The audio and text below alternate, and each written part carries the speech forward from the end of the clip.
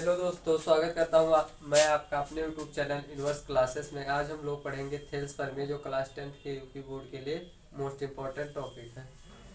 हम लोग थेल्स प्रमेय आज प्रूफ करेंगे कि वो कैसे सिद्ध होता है। चलिए देखते हैं। ये प्रमेय 6.1 है। क्या है? थेल्स प्रमेय का एक नाम और भी है, आधारभूत समानुपातिकता प्रमेय। इसमें क्या होता है, इसका कथन दिया है, वही कथन हमें प्रूफ करना है। देखो कथन क्या दिया है, कथन हम लोग पढ़ते हैं। यदि किसी त्रिभुज की एक भुजा यदि किसी त्रिभुज की एक भुजा के समांतर अन्य दो भुजा को भिन्न भिन्न बिंदुओं पर प्रतिच्छेद करने के लिए एक रेखा खींची जाए, तो ये उन अन्य दो भुजाएं एक ही अनुपात में विभाजित हो जाती हैं। ठीक, तो हमें यही कथन प्रूफ करना है। चलिए देखते हैं प्रूफ कैसे करेंगे। पहले जो हमें दिया है वो लिख लेते हैं। दिया क्या है हमें?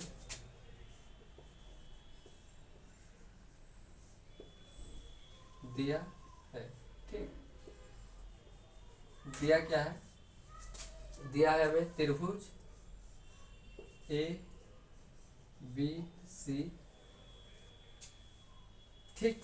और हमें और क्या दिया है कि बीसी के समांतर एक रेखा डी खींची, तथा त्रिभुज एबीसी में भुजा बीसी के समांतर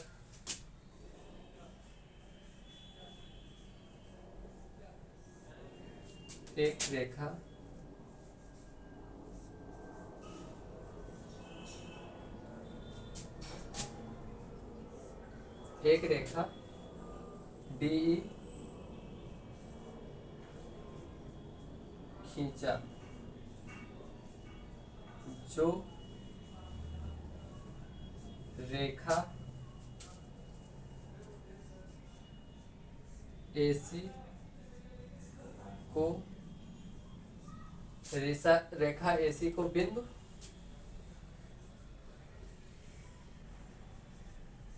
ई पर तथा रेखा ए बी को बिंदु डी पर प्रतिच्छेद करती है। ठीक, इतना चीज हो गया। ये चीज हमें दिया है। अब हम लोग एक बार फिगर समझ लेते हैं। फिगर में हमें क्या दिया हुआ है? एक त्रिभुज दिया है ए बी और सी। त्रिभुज एबीसी में रेखा पी सी के समांतर एक रेखा डी खींची है, और फिर उसके बाद हम लोगों ने कुछ रचना किया है। रचना किया क्या है? डी से सी को मिलाया है और बी को ई से मिलाया है, और उसके बाद ए बी पर लंब डाला है एफ ई, और फिर ए सी पर लंब डाला है डी जी। ठीक, चलो देखते हैं अब आगे रचना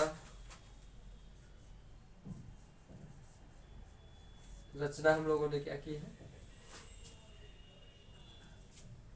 ए बी पर लंब, जो रचना की है उसको मैंने डॉटेड किया है।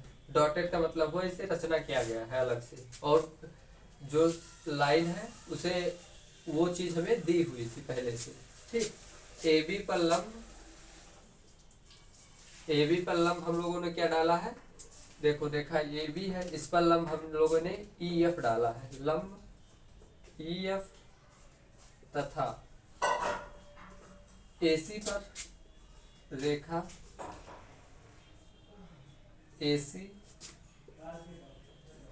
पर लंब, रेखा एसी पर लंब क्या है? ए और सी पर लंब क्या है? जी और डी, या फिर डी जी। डी जी, लंब डी जी डाला या फिर खींचा, तथा और क्या रचना किया है हमें? अभी मैंने कहा, और हम रचना किए हैं डी से सी को मिलाए हैं और ई से बी को मिलाए हैं तथा डी से सी को और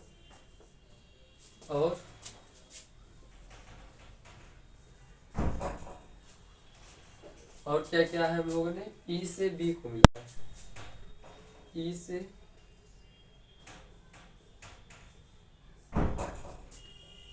बी को मिलाया। ठीक, बस रचना हम लोगों ने इतना ही किया है और हम लोगों को सिद्ध क्या करना है ये देख लीजिए। सिद्ध करना है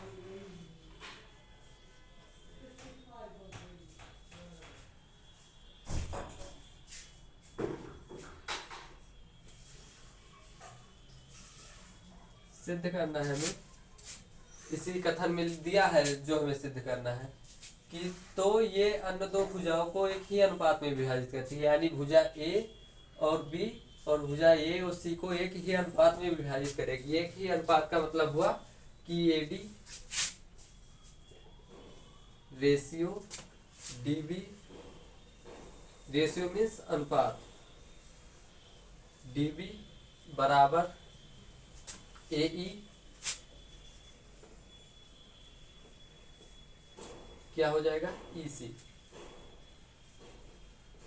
यही चीज हमें क्या करनी है, प्रूफ करनी है। चलिए अब आप लोग इसको स्क्रीनशॉट ले लीजिए, उसके बाद मिटाएं तब फिर आगे और करते हैं। ले लिए होंगे आप लोग स्क्रीनशॉट, आगे देखते हैं।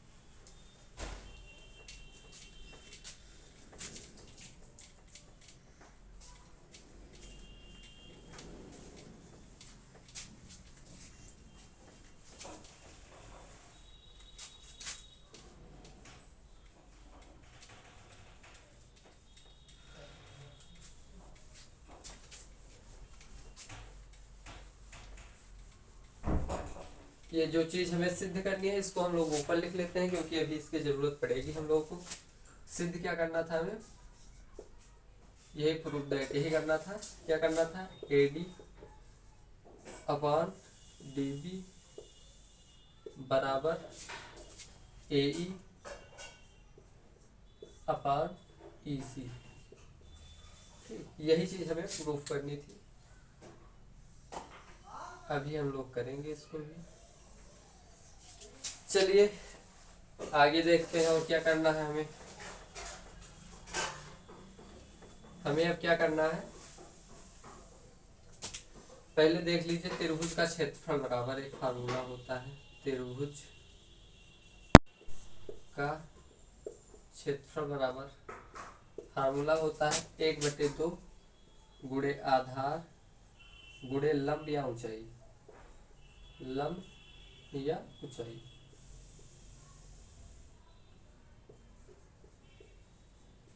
ठीक, ये चीज हो गई। अब हम लोग क्षेत्रफल ज्ञात करेंगे। क्षेत्र त्रिभुज ये त्रिभुज ये बी ये डी ई का क्षेत्रफल, त्रिभुज ये डी ई का क्षेत्रफल। देखिए त्रिभुज ए डी का क्षेत्रफल क्या हो जाएगा, 1/2 इंटू आधार, आधार हम लोग एडी को मानेंगे तो आधार क्या हो जाएगा गुणे आधार एडी। ठीक, और लंब क्या होगा, देखिए जैसे मान लीजिए आपका ये त्रिभुज है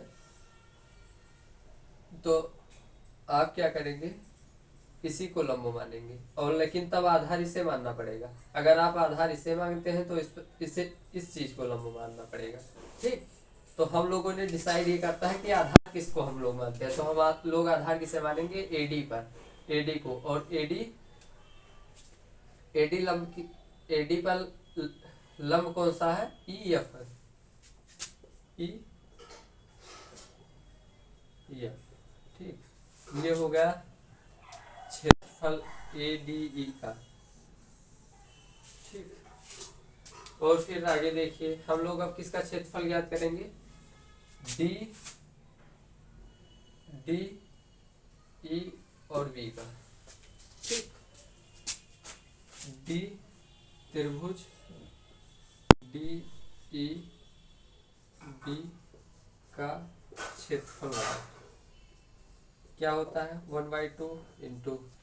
देखिए इसमें भी आधार हम लोग इसी को मानेंगे, तो इसमें भी लंब क्या हो जाएगा ई एफ ई होगा, और आधार इसे मानना है तो क्या हो जाएगा डी बी। डी बी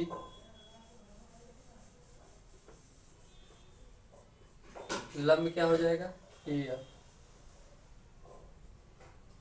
ठीक,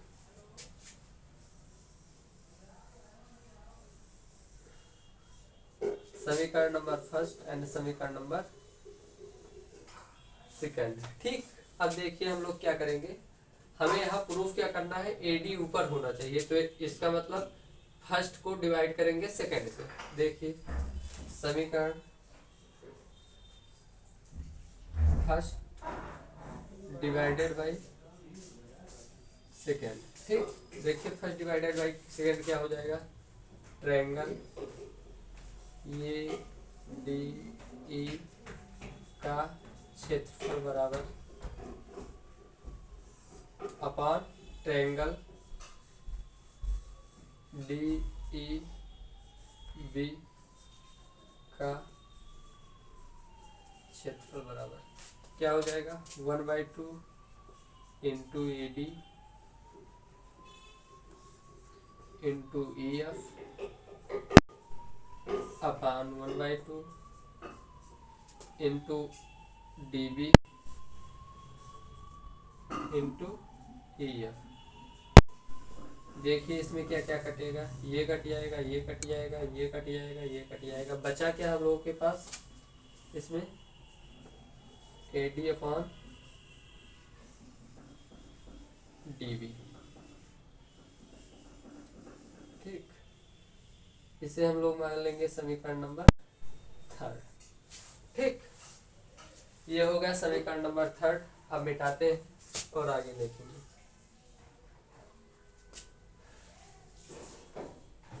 यही इतना मिटा देते हैं, इसमें ये मिटाते हैं।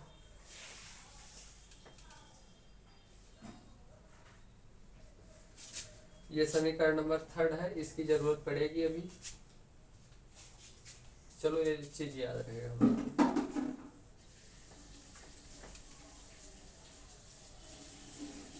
ठीक, अब किस चीज का क्षेत्रफल हम लोग निकालेंगे, त्रिभुज एडीई का क्षेत्रफल हम लोग दोबारा से निकालेंगे।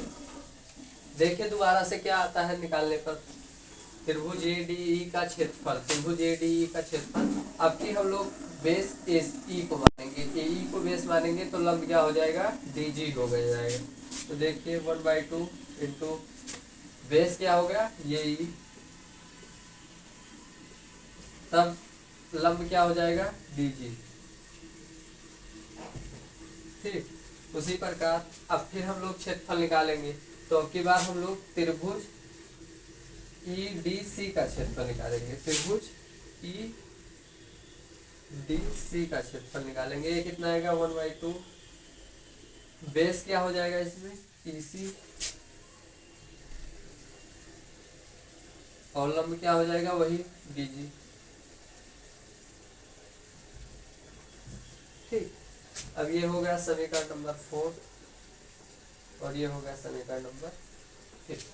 ठीक, देखिए इसमें क्या, इसमें हमें क्या चाहिए, ये ही ऊपर चाहिए, तो इसका मतलब समीकरण नंबर फर्स्ट को भाग करना होगा, और समीकरण नंबर फोर्थ को भाग करना होगा फिफ्थ से। देखिए त्रिभुज ए डी ई का क्षेत्रफल बराबर क्या हो जाएगा, क्षेत्रफल नहीं, पहले लिखेंगे समीकरण 4 डिवाइडेड बाई 5। देखेंगे इसमें क्या होगा, ट्रायंगल ए डी ई का क्षेत्रफल बराबर बटे ट्रायंगल ई डी सी का क्षेत्रफल क्या हो जाएगा 1/2 इंटू ए इंटू डी जी। और इधर क्या आ जाएगा 1/2 इंटू ये इंटू डी जी। ठीक, ये हो गया हमारा लोगों का समीकरण नंबर 6। ठीक, इसमें देखिए अभी 6 नहीं है। इसमें कटेगा क्या, ये कट गया, यहाँ पे होगा इसी होगा इसी, ये भी कट गया। तो बचा क्या हम लोगों के पास, ये ही अपान इसी। ये कौन सा समीकरण हो गया, समीकरण नंबर 6। ठीक, अब आगे क्या करेंगे हम लोग, मिटाएंगे पहले।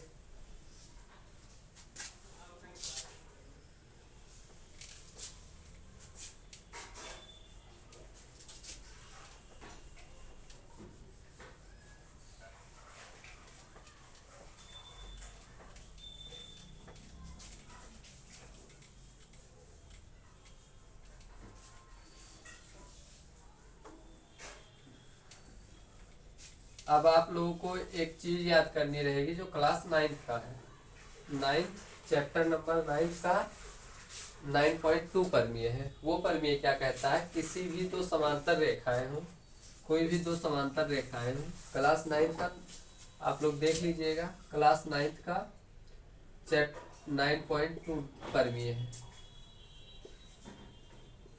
ठीक, ये चीज आप लोग देख लीजिएगा। इस परमीय में ये कहा गया है कोई भी दो समांतर रेखाएं हो, तो जैसे मान लीजिए ये समांतर रेखा है, ये बी सी और डी, ये समांतर रेखा है। तो इसमें बने त्रिभुज, जैसे मान लीजिए एक त्रिभुज ये हो गया, फिर एक त्रिभुज ये हो गया, तो ये दोनों त्रिभुज का क्षेत्रफल हमेशा बराबर होगा, हमेशा। ठीक, तो उसी परमेय की हमें अभी जरूरत पड़ेगी, तो बता दिए हैं, आप लोग देख लीजिएगा। अगर जो नहीं याद होगा तो कोई बात नहीं। ठीक, चलिए देखते हैं अब क्या करेंगे हम लोग।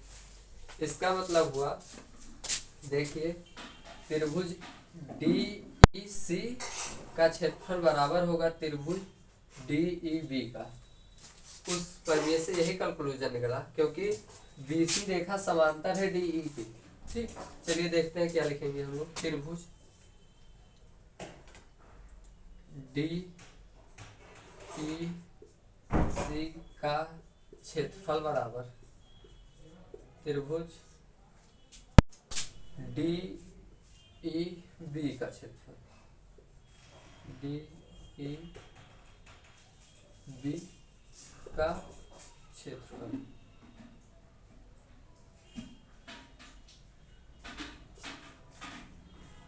ठीक, अब देखिए इस परमेय से हमें क्या कंक्लूजन निकला कि हम लोग के अभी हम लोग समीकरण नंबर 3 था हम लोगों का। क्या था समीकरण नंबर 3, त्रिभुज ये DE का क्षेत्रफल कहाँ से लिख रहे हैं, समीकरण नंबर 3 से लिख रहे हैं, समीकरण 3 से, समीकरण नंबर 3 से लिख रहे हैं। त्रिभुज ये DE का क्षेत्रफल अपान त्रिभुज DEB का क्षेत्रफल। ठीक, वो क्या आया था निकल कर, AB AD अपान DB, यही तो आया था। लेकिन अभी अभी हम लोग ने एक परमीय था उसी से प्रूफ किए हैं कि त्रिभुज DEC का क्षेत्रफल बराबर होगा त्रिभुज DEB के। तो देखिए DEB का जगह पे हम लोग ये लिख सकते हैं ना, चलिए लिखते हैं। त्रिभुज ये DE का क्षेत्रफल क्या हो जाएगा, अपान इसकी जगह पे क्या लिखना है हमें, DEB की जगह पे